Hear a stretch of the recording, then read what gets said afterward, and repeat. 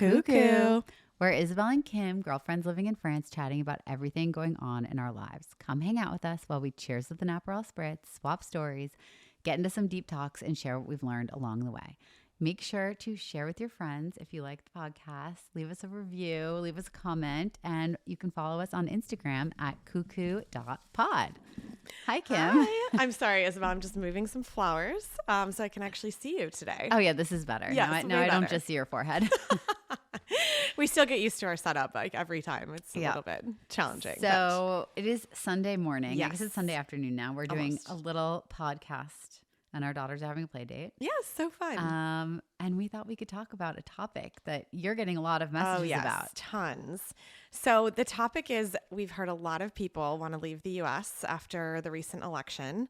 I'm personally getting reached out to by a lot of people from California, some family, etc., all talking about wanting to move abroad. So we thought it might be helpful to share kind of, I would say, like the reality of living abroad now that both of us have moved and what it's really like. There's good things, there's bad things, there's very challenging things. So we thought we would sort of dive into all of that today. Yeah, because I do feel like you can see a certain lifestyle online and it doesn't show all of The the realities. And I think there's like, I mean, I think you could probably look at my accounts and be like, oh, she's so happy all the time because I don't really share things when I'm complaining about them. And I am really happy here. But I do think that it's important to talk about the good, but also like there's a lot of just like realistic life things For that sure. can be very challenging moving abroad. So And I thought we think could. a part of that is we don't anticipate those things. Yep. And it's hard too if you've never moved abroad. Totally. Yes. And so I think we were thinking today it might be nice to actually dive into some of those and talk about. So my experience is more recent. So I moved here, it'll be about a year and a half ago to France. And Isabel, how long are you? 6 years. 6 years. Okay. Yeah. So we kind of both have, I would say, a different level of experience, most like recent and probably after you've adapted to a few things. So I can kind of just dive into what I've been really happy about, like since I've been living here. And so let's start with the good stuff. Okay, we'll start with the and then good. we'll get to the harder stuff. And let's just have a very real conversation for sure. about all of our thoughts on that. Love it. Okay. Okay.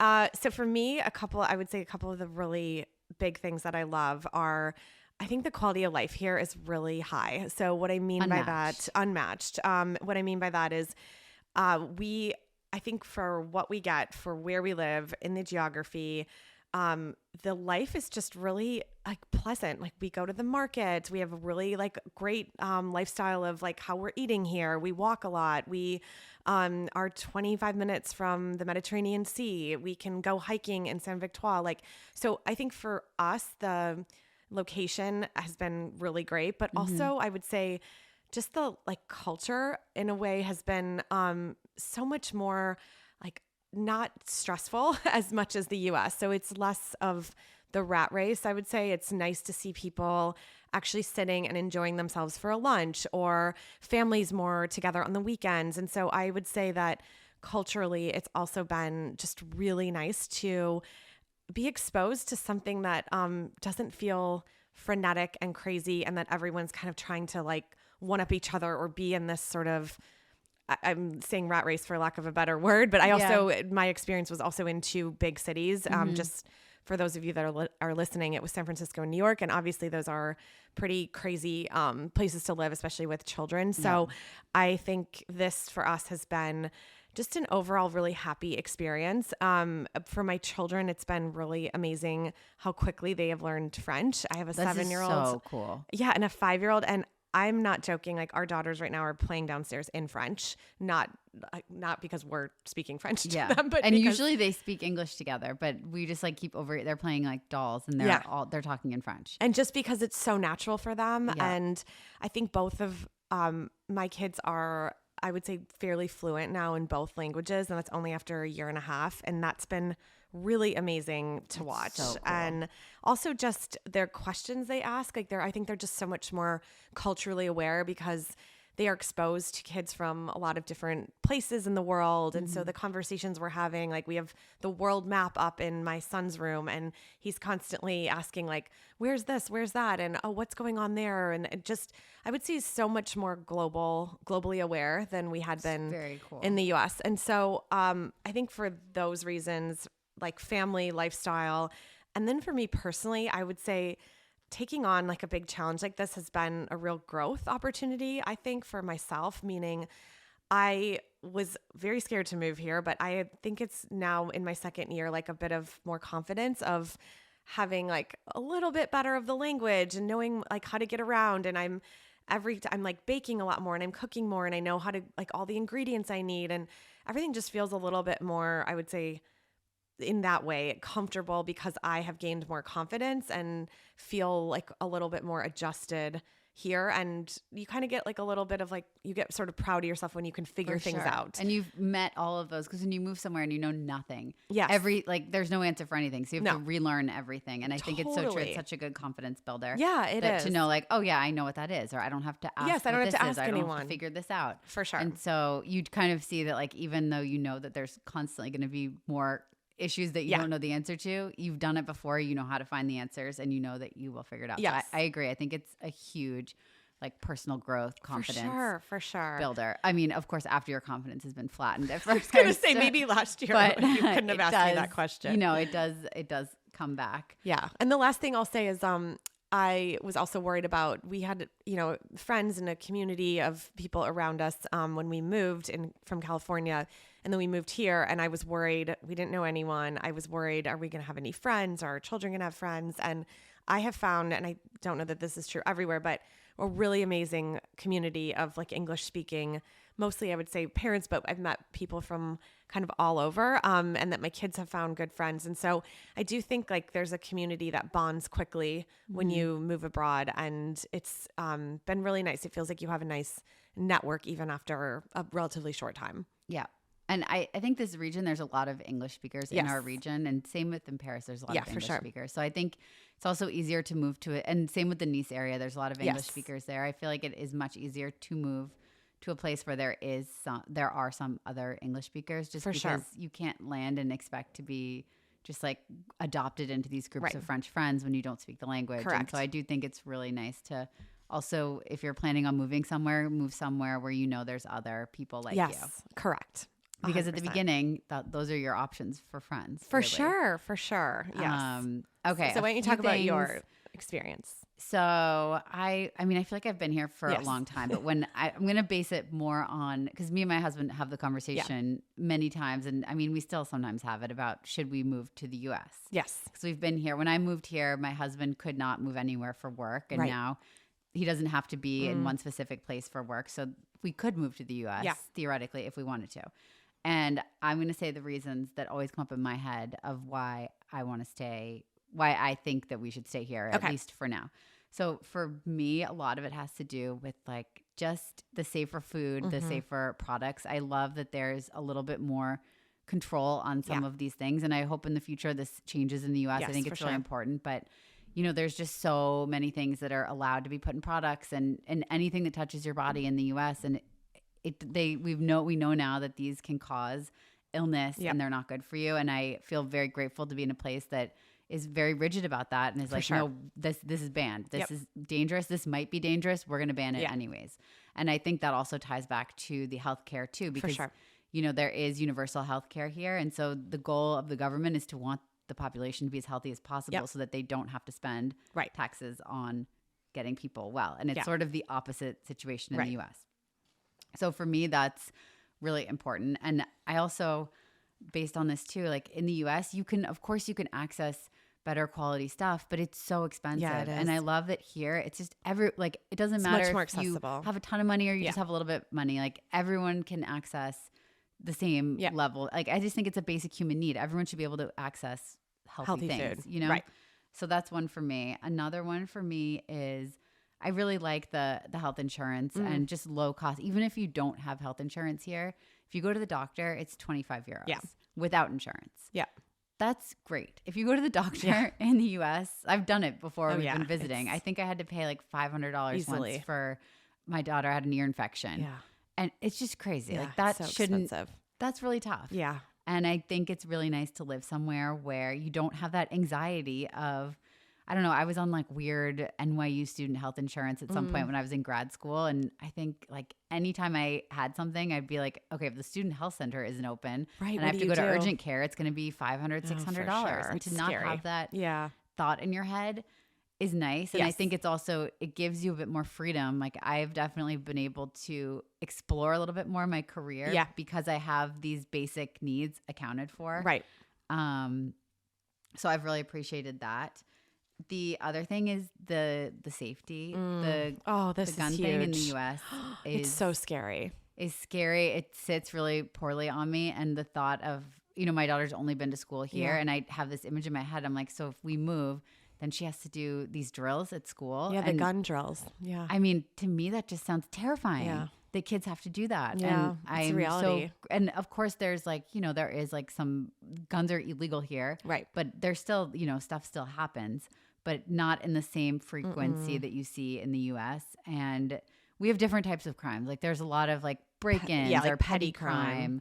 I don't know. Like I am always very careful. Like at my house, like I never answer the gate. Like if I'm by myself, like, I just make little things, but I'm not worried in the same sense that I could be in the U.S. Yeah, I feel really safe here, I have to say. I mean, I'm comparing to San Francisco and New York, so maybe like this is a bad comparison. But I feel very safe. And we live right in the city center. And I walk around at night. I don't really worry that much about it. Like I really think in general, there's sort of I would say like just a level of people sort of are more, I don't know what the right word is, but like watching out for each other. But like no one's like carrying a gun that you're like, oh my gosh, they're going to peek around the corner and who knows what's going to happen. Or I just don't like worry about that stuff. Like when you're like driving in the US, like, I don't know, you don't know if someone has a gun in their pocketbook. Exactly. Like totally. Like it's just so not in the culture here. And that's, I don't know. For me, that's a big one. Yes. I also think because I've been here, like if we were to move to the US, we would have a huge drop in quality of life. From a cost perspective or from? I think in all perspectives. Like I think that maybe we would have to have, like who knows, maybe my husband would take a job somewhere and then, you have the working hours and what's expected of you, I think is a little bit different than what we're having here. I think that from the cost perspective to have the same lifestyle we have here in the US, would be very expensive. I feel like. Yeah, I agree. Even just, I don't know. I'm always just like shocked. Like when we were in New York and we'd go to the grocery store and it's just so expensive. Yeah, no, it is. And even things like you can go out to eat more often here because it's a lot less expensive. Like the food itself, like your main entree is less expensive. The wine is ridiculously cheap. For example, I have a perfect example to show. Give your example. So last night I went to this like very cool, trendy little wine bar in Marseille. Right? Yeah.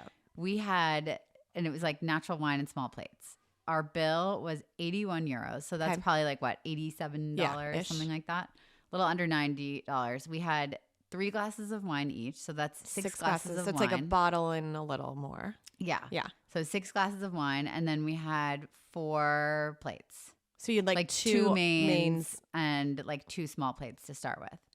And I just feel like in the US, that's really good value. And it was, like these are natural wines, like very like elevated food. The food was so good. We had this like little goat cheese. Like it wasn't just like, I would say it was very high end food. Yeah. So it was expensive for here, I think. But you could just never have that same level in the US for that price. No, I agree. I mean, especially I would say the food itself, the wine, and then the fact that there's little to no tipping. So it's not like you got your bill and then all of a sudden you have to add 20%. It's like the cost is the cost and that's all you're paying. Maybe if it was really good, you put down like a couple euros on the table for the waiter, but most of the time it's not expected. Yes, exactly. So for me, like that's, I don't know, we have a really good quality of life here. Yes. And then I also think it's been, I don't know, it's been nice raising a child abroad because I only grew up with one culture. Yeah.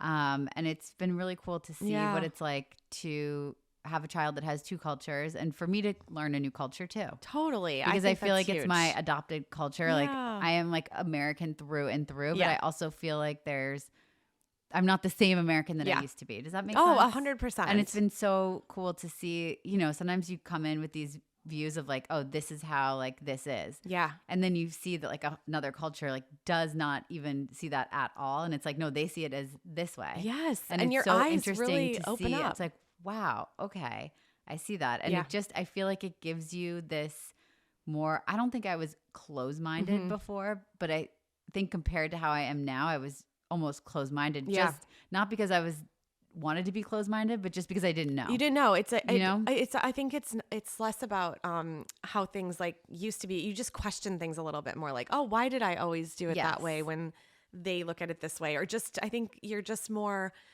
aware, I would say. Yeah, I think it's exactly that. Like when you've always like seen one thing as exactly how it is, but then all of a sudden you're like, oh wait, but that isn't exactly how it is. Then Right. everything going forward in your life, you see it with this different lens. For sure. And that's amazing, actually. I like my new lens. Yeah, it's good. Does that make sense? I think it's great. I think that Because, I think I also have that. And especially when you first get here, I would say sometimes the tendency is to like get frustrated. Like, no, that's not the way things should be done. But in reality, if you stop and question, it's like, well, why do I do things that way? And then you realize it's like, it's actually just cultural. And it's not like one is bad and one is good. It's just different. And now I think I'm much more open to, okay, like that's just how it is in France, and you adapt to it, or you can still get angry about it. Like you can decide how you want to, control your emotions about it. But it's a nice thing, I think. like when I first moved here, my husband used to always say to me, you need to stop comparing to the US. It's so but true. that was my reference point, course, you of know? And so course. any situation I was like, oh, well, that's different or this is different. And he's like, you just have to stop. Like, Yeah, it's so because I think it true. was almost starting to annoy him. Yeah. Which I can understand because it's like, oh, like, and he's like, well, this is France. This is how we do Yeah. it. And it was kind of such like a good like checkpoint because I was like, you're right. Yeah. Like I have to stop seeing it as like, well, this is this, Right. like comparing it. And that helped me a lot too. Because then I sure. started just seeing things as like, okay, like it is what it is. Yeah. And that's a great perspective. I think the other thing, I'm sure you agree with this, like just how nice it is to travel throughout Europe. Yes, so that's quick very and cool. easily. It is so cool. Like we can be in Spain in 3.5 hours and Driving. in Italy in 3.5 hours driving. Right. It's which is very amazing. cool. You have trains that connect all over everywhere. Europe. It's You pretty can have a 2-hour inexpensive. flight Like, and be in Morocco, Yep. which is So so different.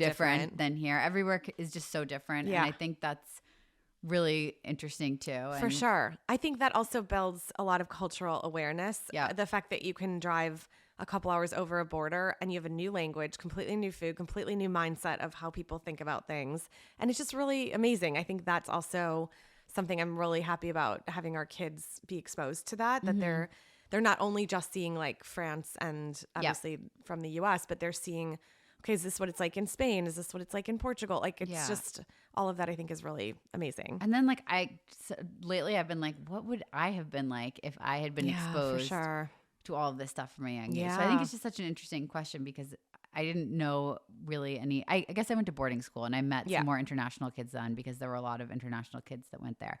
But it's just an interesting I think perspective. it's Like, I wonder like what her life will be like for because sure. you know she has 2 languages already, and then Yep. you know it's easier to learn another, and who knows? Like I know. I think it's a very cool experience to give your kids. For sure. I think it teaches a lot of acceptance, like of being less judgmental because they're being exposed to a lot of different people and things and cultures at a younger age. I think that's a really good point. Versus when all of a sudden maybe you go to university or college, it's like the first time you're like, oh, someone moved from another country. You know, Yeah. like what is that person all about? Yeah. And I think it's easy at that age to immediately kind of judge versus because they're different. Versus I think now, like I think my kids are much more just like, oh yeah, that person's from the Ukraine and this person's from here. And there's just much more openness of like, well, there's nothing wrong with that. It's just not where I'm from. And that's not a problem. Yeah, I think that's a great point. Okay. I feel like we have talked about All the good things. things. And I you mean- can also listen to the joys of French living. Yes, in our that's a good previous episode season. Yes. to talk about. I think now we should have a very realistic. Now that you know the good, you also need to get a reality check on what this 100%. actually looks like Yes. day to day. Okay. I'm going to start with the language. Okay. This is ongoing, constant. But it's every ongoing single for me day. too. Yes, but I mean, yes. So this means even 6 years in, this doesn't become like you flip a switch and now it's all Yeah. No problem. You start with yours, and then I will fill in where I'm at. All right.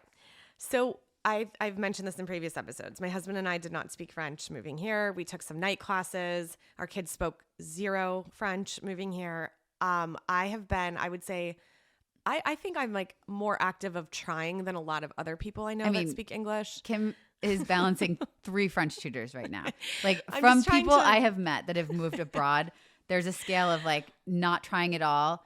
Kim is at 100. No, I'm not at 100. 100 would be like you're spending a lot of time purposely. Okay, well then you're a 90. Like I would say on the scale, she has put a lot of effort and time. And of course there's moments where you're not like, you get kind of burnt out because language learning, it's very easy to get burnt out and just feel overwhelmed. But I would say on a scale of thank you. You've put a lot of effort into it, and you've placed a big importance on it. I place a big importance on it because I think, especially in France, the language is so integral also to the culture that I feel like I can never really feel totally comfortable here if I don't have a proficient level of French. And so I have been actively working on that. I would say a few things.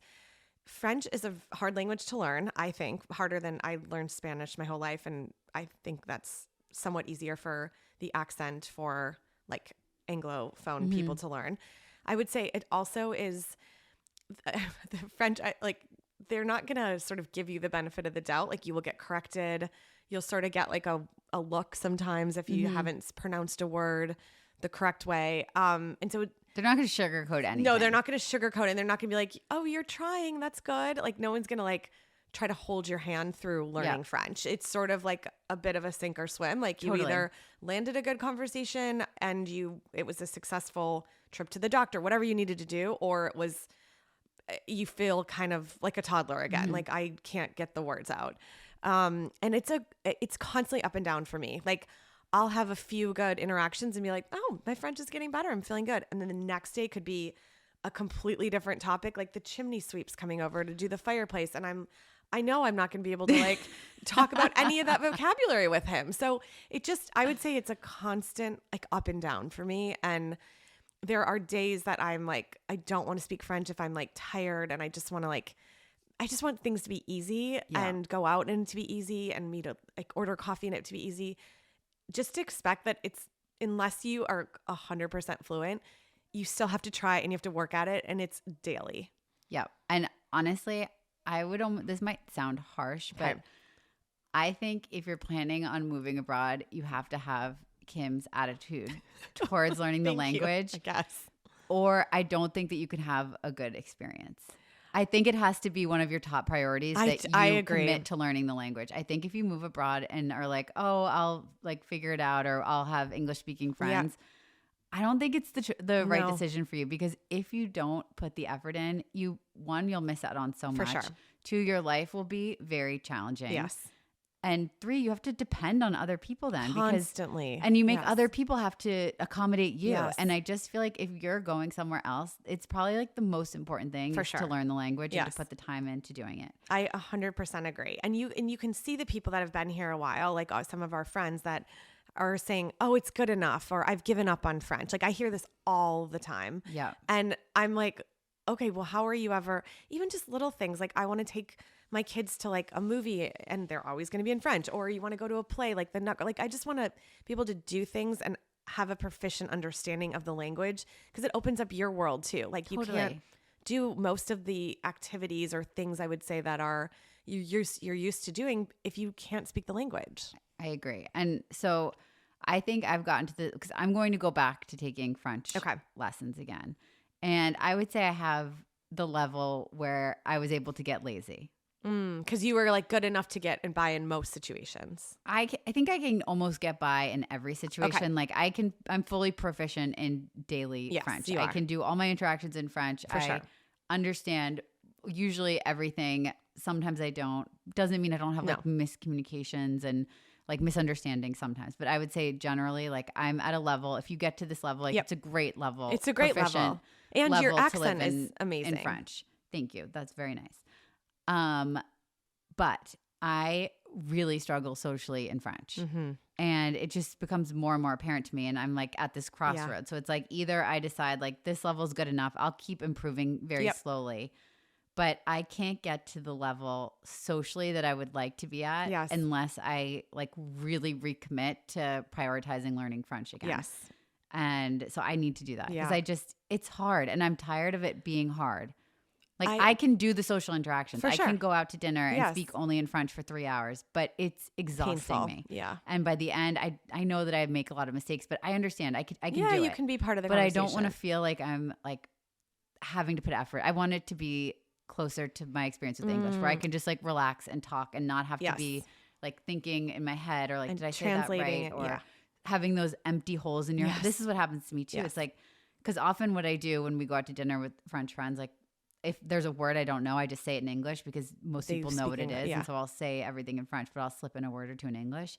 But then you get tired and I Yeah. just have these holes and it's like I'm Yes. trying to say something. I can't think of the word Yep. in English or French. Yep. No, this happens to me These too. blanks. I know. And I feel like if I've been here 6 years now, and by the time I'm here 10 years, I want to fully be Yeah. able to say like I have equal English and French. Yeah, I think that's this is great. my new goal. I love that goal. And I think it also for me, so we went to a French dinner party. It was French family that invited us over. We met them at the bus stop and everyone was French except us. And so they purposely had the whole dinner in English just because of us. And I knew that was painful for them because they're native French speakers. And then I said to my husband after, that feels bad that we can't even have a whole dinner party that someone invited us over But look, to. don't feel too bad about it because Well, you you know know they how also it's- want to make the effort, and it's also Right. maybe think for them it's interesting too to be able to use their English. For sure. But And it's, you've only you know, been here a year. No, it's If true. you've It's been here just- for 6, 7 years and everyone has to accommodate you still, like that's I think where it would be Yeah. a little more like, whoa, okay, this is a good Okay, like, that's fair. I still this is a a good learning moment yeah. for us. Like maybe we need to like make a change here. No, that's fair. I think the like someone accommodating you makes me feel like I want to get better, which Yeah. is a good motivation I actually. think so too. So, Okay, good. so the language is probably if you move abroad, it's going to be the hard. Yeah. I think it's the hardest For thing. me for sure. Because yes. you know you can figure out all the other problems, of course, but the language is the thing that like until you crack it, you're blocked. Yeah, agree. Okay, next up, let's talk about administration. Why don't you say what's in administration? 'Cause there's a lot. Administration is like visas, Yep. permission to live here, permission to work, taxes, Yep. driver's license, Insurance, fiscal numbers, renting, buying a insurance. house. Yes, house insurance, being able to be approved to rent a house Yes. here, even to buy a house. These are Big this is where things. things get a little dicey. And this is where I would say if you move abroad, you're spending the most amount of like I would call it headache time. Yeah, Where you're opening a bank account, cell phone, phone. Wi-Fi. There's so much bureaucracy, red tape. Like, and I don't know if this is specific to France. I think it's higher in France, I've heard, than if you can easily move to like Portugal or Italy, where you can be on a digital nomad visa. You don't have to go Yeah, through the all of visa this. I think is a little The bit. visa thing here is extremely challenging. The visa thing is tough, and I feel like we shouldn't speak too much about the visa thing Yeah. because it's always And everyone's on a changing. different situation. Everyone's on a different thing. I came on a visitor visa. Same. Which I think you can get in like either 6 months or 1 year Yeah. because you can stay in the EU for, I believe it's 90 days. It's I think months. it's 3 months. And then you have to be out of the country, Yes. out of the EU for 3 months, and then you're allowed back for another 3 months. Yeah. So if you want to come like 6 months out of the year, you could probably make get that away work. with not having a visa. Yeah. But anything longer than that, you have a visa. So I came on a tourist visa, which means you cannot work. You have to Yep. sign a thing saying you can't work. And then I eventually ended up switching to a family visa after I had my daughter. Yes. So that gave me permission to work and Yeah. have all of that. Yeah.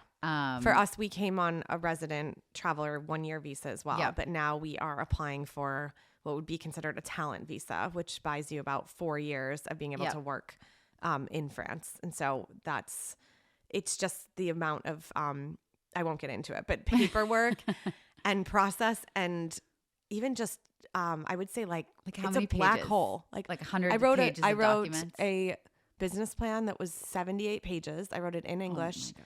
Had to have it translated. I have to have 4 letters of recommendation from Oh yeah, I wrote you a you wrote me recommendation. a letter of recommendation of just saying that they would hire you in France. Yep. And then you have to prove that you have like a master's degree. You have to have a certain level of money in a business account. So then you have to go to a bank again and open a business account, Yep. and you have to start a company in France. So anyways, it's a lot. And I would say this is not for the faint of heart. Like and imagine you're going to be doing this without speaking French. Correct. Because these are all the issues that you deal with, like when you getting here and getting set up. Correct. So it's tough. I had this easier because my husband was French. Right. That helps a lot. Like for the bank account, I went down by myself Yeah. and was like, I want to open a bank account. And they were like, you need this This, and this. and where's your appointment? You always have to have And an they said appointment no. all the time. And then my husband was like, well, I have an account at this bank. Like, let's go down together. And they were like, oh, yeah, okay. And then they opened it under his name. So, like, So I didn't have nice. my own bank Yeah, account. but I had at an least- account under his name with my Yeah. name on it. But I had it much easier in that sense. And when, like, there were things I didn't understand, he was able to translate them. And if you do move for a partner, it's also something to consider. Like, you are going to be relying on them so much. And that person has to be, like, ready to step in and do that. And I would think about it sometimes. I'm always so grateful that he was so that's so helpful and nice. accommodating for that, because when you move somewhere, I asked a lot of him. I think. Of course. I mean, it's natural, and he's obviously French, so it's easier for him to navigate. But so I feel like you guys' a situation where you've really had to figure out all of this on your own is more challenging. It's definitely very challenging. My advice would be, if you're both, native English speakers moving here together as a couple, divide and conquer, and then don't get involved in the other person's business. Like, meaning, That's great advice. because what happens is, like, my husband is taking care of the visa situation and he's taking care of the bank account situation.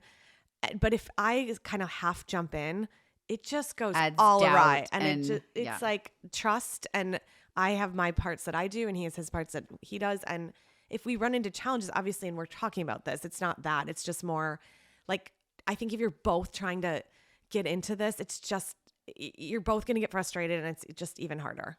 Yep. I agree. Divide and conquer. Yes. So all of this stuff is doable. Yes. It's hard. The websites are slow. Yes. It's hard to get appointments, even for visas. Like, you have to book them out months ahead. It's probably the most draining. After language learning, this is where you're going to spend a most majority of your time. And also, can we add one more thing to administration? Because my husband and I are dealing with this, the driver's license. So you can only drive on a U.S. driver's license, or actually I think most countries, unless you're EU. Anyways, for 1 year legally. Okay. And then you really are supposed to have a French driving license. It is nearly impossible, I would say, to get a French driver's license as a non-French native speaker. If you have to take the road test. You have to take the written Code test. de la route. Oui. And then also the driving test, it's meant to, like, they purposely want to fail you as a person. Oh, yeah. I've had so many conversations about this. Wow. And it's really unfortunate, because I know a lot of people that are even native French speakers have been struggling to pass this recently. It's crazy. And the hard thing is not, so some U.S. driver's license have reciprocity, so you can exchange them. So there's about, how many states, Isabel? 8 or 9? Oh, no, it's not that high. It's like 15. Really? I just looked at this. I want to say maybe at tops it's 15. And they're not the big states, not like New York, California. Like, my parents are in New Hampshire, so I had New Hampshire, and that one had the reciprocity. So I did an equal swap, which was great. And I did it. I sent it out. You have to do it the first year you're here. So I sent it out, and I got it 3.5 years later.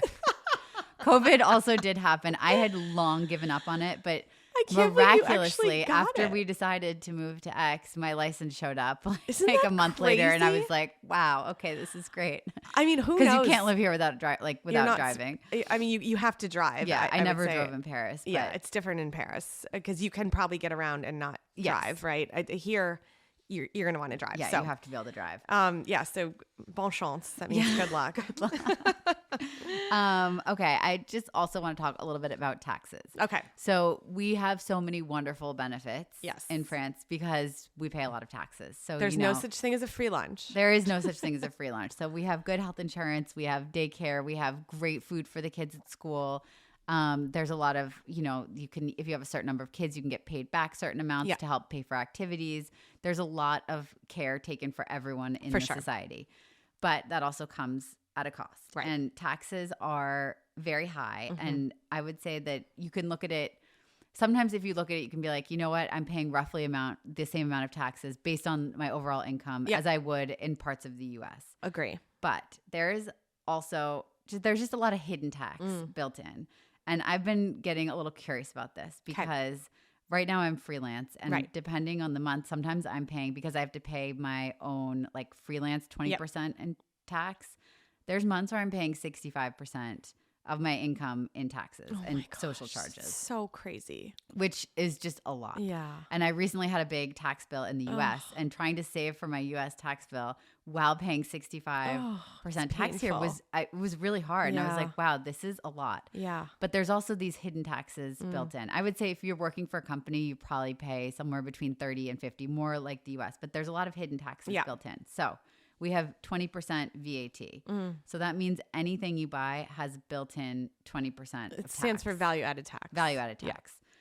Yeah. So for example, if you pay someone, I don't know, if you pay someone $1,000 to paint a room in your house, something like that, you owe them $1,200. So $200 of that goes to tax. If you pay someone $5,000, you're going to have to pay $6,000. This adds up. Yeah, for sure. Fast. Yeah. Because it's like paying 20% tip on top of everything. Gas. I looked this up this morning and did the conversion. Okay. The average price of gas per gallon in the US right now is $3. The average price converted but that's from like liters, a low. I would say $3 is like not everywhere in the US. Like we were at. What would you say? I would normal? say in San Francisco it was around like 6. 6? Yeah. Oh, that's really high. Yeah. I've never paid that much for gas in the US. I mean, it's gotten really high because of inflation too. Okay. I feel like in my parents' house, it's like 340. Oh yeah. In New Hampshire, maybe Wisconsin, like where my parents are, Probably it's depends, closer like, to that. where- But I what would say state you're in. California, very expensive for gas. So in France, the conversion of like today's price, which has gone down, the price per liter has gone down a little bit. We have 50% tax added to gas. So our 1 gallon of gas in France is $7.20. It's crazy. Which is really expensive. Yeah. Which and is it's not also why I got a Tesla.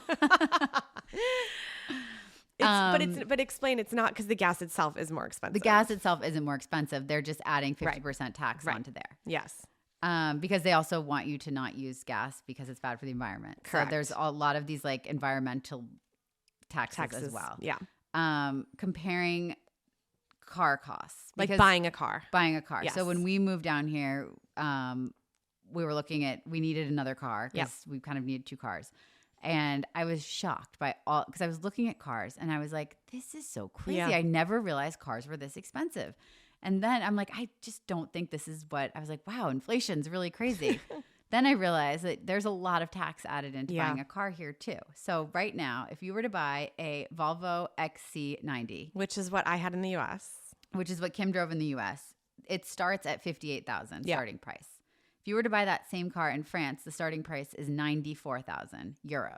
So because of tax, there's tax added in there. So that's like creeping towards $100,000 for a car that's actually Volvo. Imported from way closer. Yes, from Germany. I think it's German. It's right? German. It's a great car. It's a great car. I loved it. But so like for example, that's like one of those things that there's just you're going to pay a lot more tax on. Do you wonder if there's a bit of like an import tax though on like for example the Peugeot, which is a French car brand? I think those are cheaper. Those are definitely cheaper. I think there's a big benefit if you buy I was going to say, car. I think that's why you see a lot of people only driving like a Peugeot, for example. I think you are definitely on something on this. That makes a ton of sense. Like it's actually fairly reasonable to buy that car. Yep. But for some reason you want a car that's a Volvo, a BMW, like a Mercedes. Like it's also why we bought a Tesla because I want to say we got €7,000 back just for the environmental. So because Teslas it was an are electric also car. less expensive here. I think they're Considerably $35,000, which is a lot less than the US. And when you compare like what else you get at $35,000, yeah, like you can't the Tesla get is much. by far the best. And I would car. say the Tesla in the US is still, I would say, much more considered a luxury car. I don't even know how much Tesla costs in the US, but that we got like a bunch of money back for buying an electric car that's environmentally friendly and saves not taxed as much. So that is another thing. Let's talk about buying and renting a house. Okay. You've had a lot of experience. Renting a house in France, if you are not You have to put together your dossier, your folder with all your information. And I know in the US. Can you explain what that is? Because first time I heard the word dossier, I was like, is dossier this is like my a folder. resume? Like, No, does she no, want it's my just like LinkedIn like a profile? folder. Yeah. It's the word for folder. But you build this dossier. So you have to you do the same thing when you rent an apartment in New York. However, there is a huge preference placed on choosing tenants who have salaried corporate jobs because they in France. Yes. They don't care if you're making way more money and doing your own thing. They will choose the person with the steady, secure job that if they lose their job, they'll have that they know that they're going to get the money for not having a job. They prefer security over that. Yes. And so I feel like in the US, you can kind So of skirt different. around different things. Yeah. Here, if you don't have the stable job, like all of those sort of specific things that they have deemed the right dossier, it's really hard to get a place. If you want to buy something, you're going to run into sort of the same issue because they're going to want you can't really get a mortgage. Right. You can get a mortgage, but they're going to want, aside from the mortgage, for you to put away a lot of money down. I don't even know. I can't remember if you have to either put it down or you have to put it in a separate bank account that's just on somewhere safe that can't be spent as a guarantee against the mortgage. So that's hard too. Yeah. So the housing is tricky. Well, maybe tell your story about that real estate agent that was like, what did she say? You have very modern jobs. Oh, yeah. Oh, my gosh. So when we were looking for a new rental this year, and, my job is very, I guess it's a little different. So the agent was like, she didn't really understand social media. Right. And she was like, oh, you just said very modern jobs. It was this older French lady. And she was shocked. She was like, but okay. And she was willing to work, to work with it. But she was like, oh, wow, so modern, such modern jobs. I think you just don't see it as much here. You don't see as many, especially women entrepreneurs like you. You don't see a ton as many, I would say. And my only income, I don't make any, I'm not taking a salary from Pop Baby. So my income is straight up influencer income. Right. Very, very modern. Right. Which is very modern. But I'm saying in the US, that's actually a very good career as well. And that would be considered valuable. Whereas in France, I think they're like, what is this? Yeah. So yes, that's very true. So getting a house, I think also a lot of times, the reality is there definitely are options for expats, but you're going to pay a premium. For sure. Because they know. One, they know. Yeah. And two, you've had to go through a real estate agent or through something, and you can't expect to come in and get the best deal. I would say, honestly, if you're moving, I would say come in, take an Airbnb almost for a month or two, and then talk to local agents, get on the ground, see what neighborhoods you like. It's very hard to understand traffic patterns and what life is actually like blindly, unless you've actually spent some time to see what is important to your daily life. Yep. So I would say test trial before signing anything. You also don't, some people rent stuff sight unseen. Yeah. Didn't you? We did that. And you don't know what the neighbors are like. You don't know if there's construction next door. I think we got really lucky. I think you guys got really lucky. This could have been a real disaster. But I think it's a big risk to take something sight unseen. It just puts you at a bigger risk of being ripped off or put in a bad situation, and then you're legally bound to something. Yes. So I would proceed with caution. I would say proceed with caution, and I like the trial aspect. We actually had a couple from California reach out, and they want to just live here for the summer and try it, and actually send their kids to a summer school, see what it would be like to drive them around, live here, kind of try to not make it a vacation, but a test drive. And I thought that was actually very smart. I think it's a great, smart idea. But yes, I would say, and definitely don't try to buy from abroad. Your first year, you should either do what Isabel recommended of the Airbnb into a rental, or just rent your first year. Yeah. You can always figure it out within that first year, but I would not recommend trying to buy something abroad and then hope it works out. Because I agree. Really risky. For sure. Recipe for disaster. Okay. Work. So this, I think, for me has also been more challenging just because I'm still working with the United States and mostly California clients. So you just have to be aware. I don't think I fully processed this, that a 9-hour time difference is actually pretty hard. I'm having a hard time with the 6-hour time difference. So I would 9 be better hours with the 6, seems, but 9 is tough. 9 is really tough. So It's almost just- like opposite days. It really is. And I think you just have to be aware of like who you are as a person. If you're more of a morning person, this schedule is going to be really tough for you to start work at like 5, 6 o'clock at night. And it can go pretty deep into what would be considered our middle of the night here. Yeah. So just a note on that. And then also, I think it's hard to just move here and expect to like look for a job like you would in the US for a company that's based in France. Like they are not likely to hire you if you're not a French citizen. Like I they think get your priority. best move is to transfer internally within. If you want to stay Agree. at a corporate job, like Yeah. transfer internally. Like let's say Sephora, for example. For sure. You know, You can go to transfer from Sephora Paris. yeah. Yes. I think that's going to be your easiest way in. I think it's very hard to move and then do a job search. Agree. Without the language, Yep. without having your education here. There's Yep. no reference points Right. on like What who you are, what university you've means done. there versus here. Yeah. So yeah, I would say like the internal transfer is probably your Yes. best bet. Love it. Okay.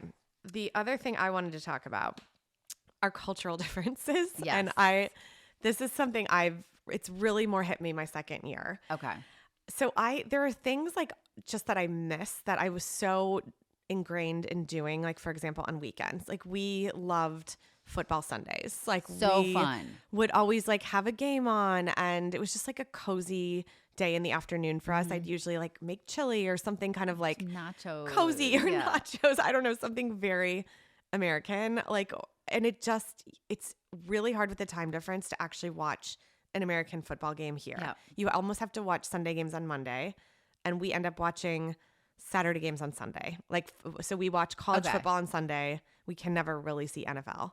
So anyways, if you're like, I'm not even a football fan, American football fan, but my husband definitely is. Yep. And I would say this is just something I'm like, oh, it's Sunday, football Sunday in the fall. And you just don't have that. So if that's important to you, be aware. I would also say, especially if you don't have kids, like you're probably used to like fun weekend brunches where it's kind of Boozy like brunch. boozy brunch, you know? This is not a thing in France.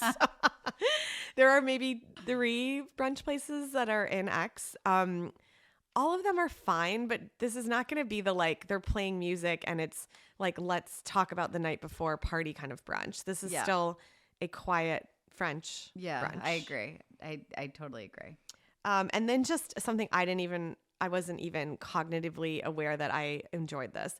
In the US, we have access to a lot of variety of foods because people have moved from all over. So you can get Mexican food, you can get Indian food, you can get any kind of food, I think, in most places that you would like. I would say not so much, I'm not speaking in Paris because Paris is a big city, but if you move to a smaller city, like in France for specifically, you're going to eat mostly French food. It is very hard here. Like you and I are ordering in for lunch toasty pokey, which we're actually very excited about, but it's very strange to get like a poke bowl even. There's maybe 2 places in X. And so I think things like If that. you're outside of a big city. If you're outside of a big city, it's gonna be hard. And this is actually, there's like a lot of options here. They're just not great. Like you're not going to be like, that's the best sushi I've ever had in my life here.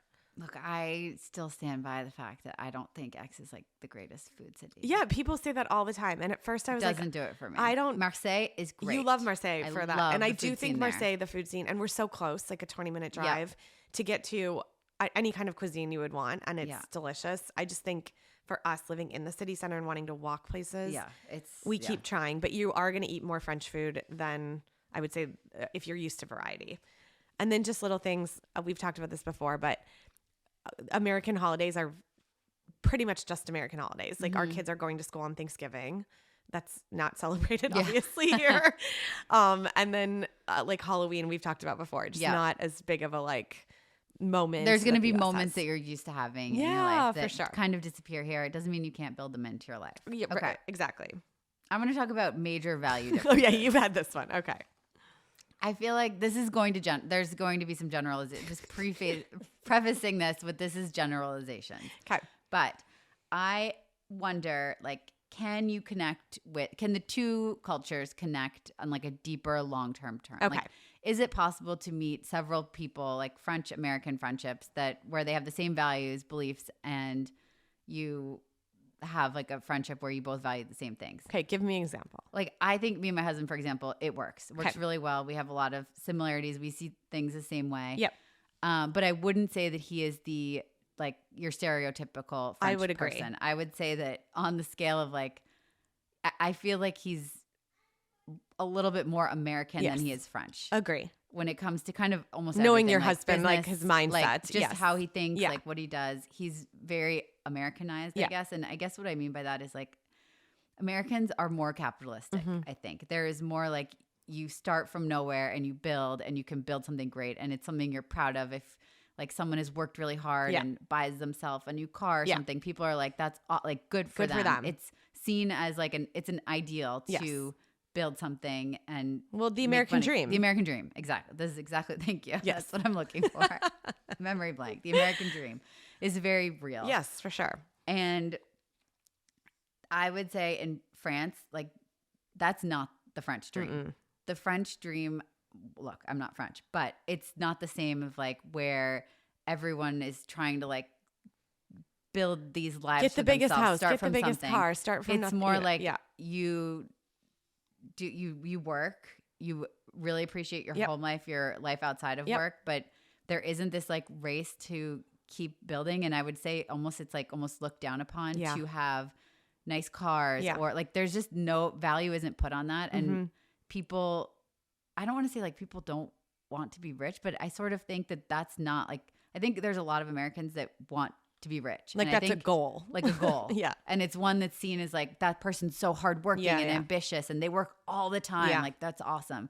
Here, that's like, why would someone work all the time? Yes. There's a big difference in values between there.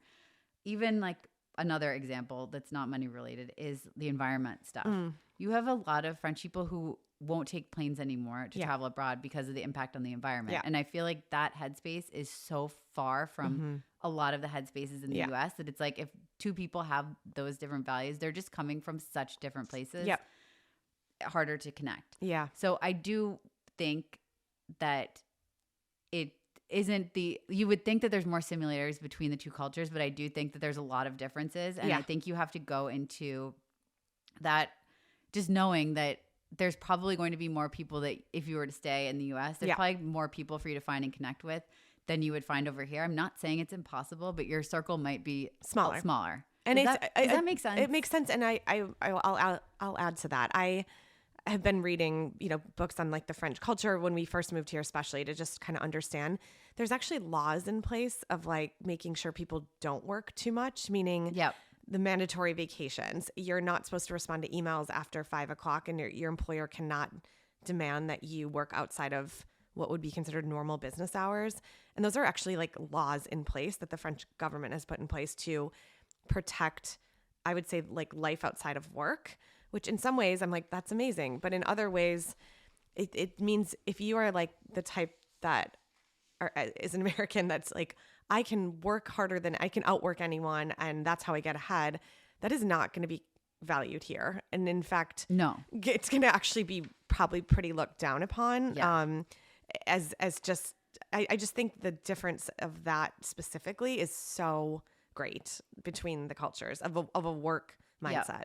I also feel like it's harder to be entrepreneurial here. Yes, I feel like there's a definitely. lot of roadblocks for it. Like, for example, even this like 20% tax that I'm paying, like I'm trying to do stuff on my own. I'm not working for a company, but it's really hard to make it work because I carry such a heavy tax burden. Right. Another thing, like we have our apartment and we want to we Airbnb it. Yeah, in Paris. The taxes that we pay on that are enough to make you not want to do it at all. Yeah. Like it does seem that I feel like in the US, if you have an entrepreneurial spirit and you're like, I want to buy properties and flip them and rent them and build long-term wealth, it's way easier to do it there. Because here it's like taxes, illegal, turns illegal, more taxes, environmental tax. Yeah. It seems like they're always kind of like trying to red tape stuff. And I feel like in the US, it's a little more like you go like, it's go like, for great, it. good for and you. Here's how you can like, maximize it. Exactly. Yeah, agree. And I think that's tough. Yeah, it's tough if that's the way you are used to thinking. I think if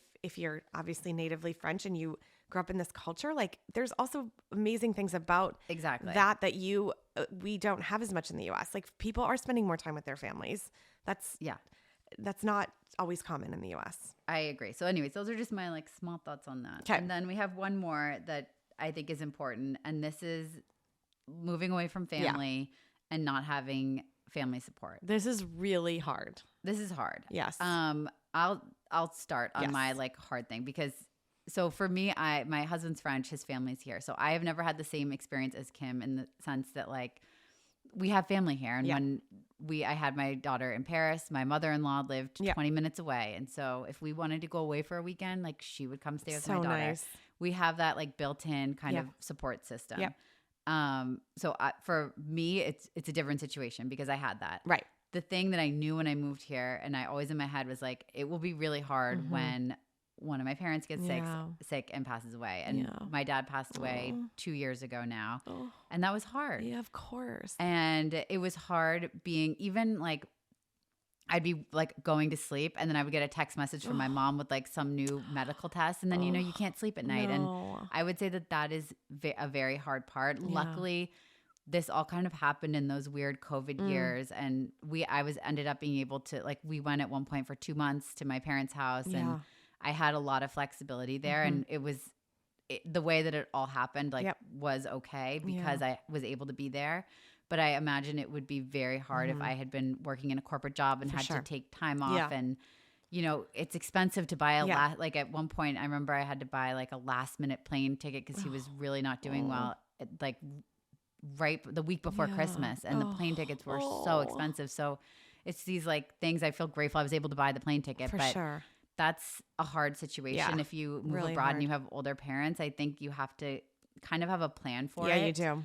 And know, like, I'm not saying don't do it. If like, I think everyone needs to live their own life too, but is something that happens. And I think it's something like and it's very hard. Top of mind, like for me and my parents. And I'm fortunate to have 2 siblings that live close to my parents, but it does, like, that really eats at me to think about that someday. And I'm sorry you went through that. It's just so hard. No, I mean, look, it's reality. Like, but reality. That is like a reality of living abroad. And not even just like bigger things like that, but even, birthdays or like my grandfather is turning 100 in March. That's so amazing. And like, it's in Missouri. I probably, I would love to go, but I probably won't. It's really expensive to go all the way there. And, just to go for a couple days. And it's hard. There's a lot of things that you will miss, and family moments. True. Like my family's all going to my aunt's house in New York for Thanksgiving. And, it's just all those moments that I can't just take my daughter out of school. Totally. I mean, I could, but she just had a 2-week vacation I know. 2 weeks ago. It's really hard with our school calendars. You're going to miss a lot of things. You gain a lot, but you'll also miss a lot. For sure. And you have to like mourn that loss. Yeah.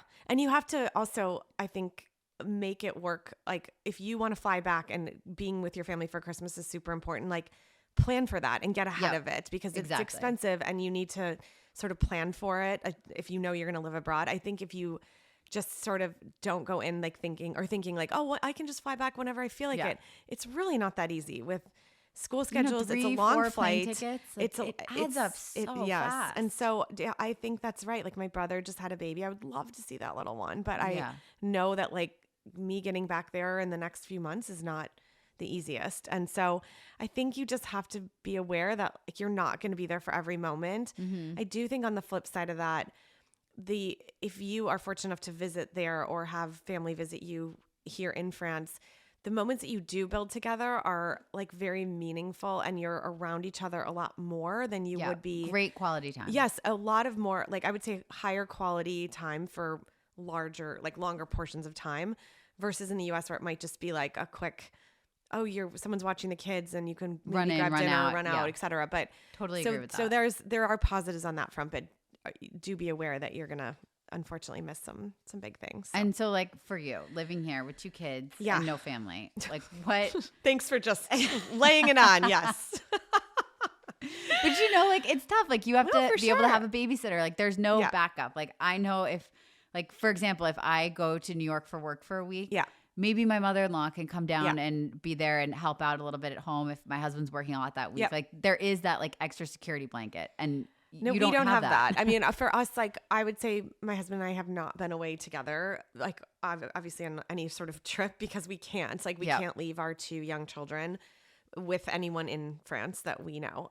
So that's really challenging. And then I would say also, if if anything like happens, my network is like Isabel, like is something that like you can't just put down like your mom as an emergency contact, for example. Oh yeah, it's so true. Like I put down you. I hope you know that. Oh, you can always put me down. Another friend that like lives close by. It's just so it's like just your network becomes your sort of expat community, not necessarily your family anymore. Of when you really kind of need someone. So that it's not the easiest. I would say you can figure it out. Like we have good babysitters. We can still have a night out. Like it just, you're not going to get that like, I'm going to drop the kids at grandma and grandpa's house and do something for the weekend. Like that's. And like my mom always offered like from the beginning, like I can come stay for a week. You guys can go away. But especially like now I feel like I'd probably be okay with it. But when my daughter was an infant, that didn't really build the confidence. Like that almost made me feel more anxious because I was like,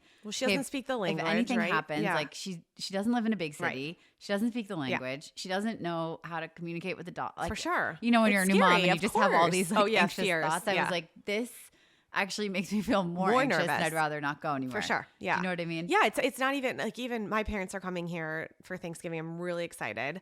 And yes, I could have asked them like, hey, can my husband and I go away for a night?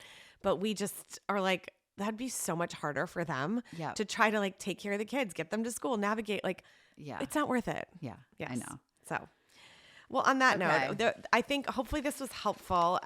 Again, and I hope it's not too negative either. No, like, I don't want this to be framed as negative, but I just feel like there has to be. I think it's good to share like the reality too. I completely agree. I think what a lot of people are seeing right now in the US are following Instagram accounts that people living abroad looks like they're living a dream life. And I think nobody is talking about some of the realities. And that's why Isabel and I were like, it's important because these are real conversations that not just you and I face, but everybody that has moved from other countries is facing. And you end up having a lot of these conversations with that community. And so I think we thought it was important to share with the broader group. So hopefully you guys enjoyed. Leave us a comment. Let us know what you think. Okay. Talk soon. Bye. Au revoir. Bye.